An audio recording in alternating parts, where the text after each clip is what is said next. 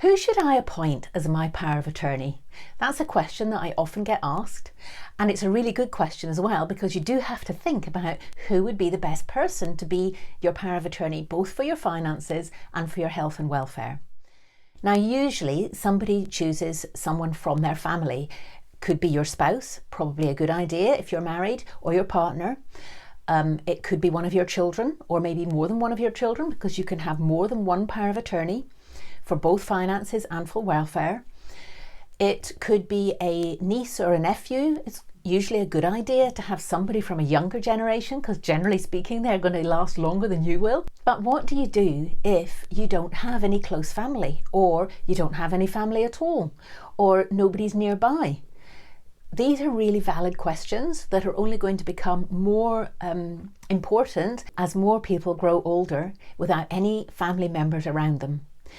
So let's think openly about this. The kind of person that you can ask is somebody that you trust. It's really, really important. So of course that can be a professional that you would pay if it has to happen. It could be an accountant, your financial director, your financial advisor. It could be a solicitor. You might want to think about that. Sounds appropriate for your finances, but perhaps not for your health and welfare. It could be a friend. A close friend.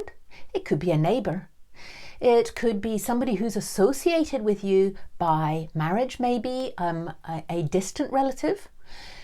So I really encourage you to open up your mind to the possibility of who this could be, and don't be afraid to reach out and ask people. If you get a no, that's absolutely fine. They get crossed off your list. You don't have to think about that person in this respect anymore.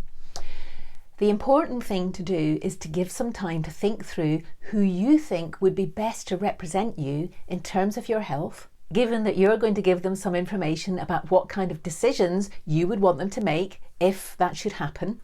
Because remember, a power of attorney is only coming into play if you can't speak for yourself or you can't take care of your own life for any reason. So the most important thing to do is to explore, to just experiment, asking people, have they ever thought about being a power of attorney for someone? Invite a discussion with friends, invite a discussion with family if you do have family. And from that, you're going to learn who are the types of people that you know who you actually might ask, will you be my power of attorney? And if you want more information about this, please get a copy of my book before I go, because I go into this in much more detail.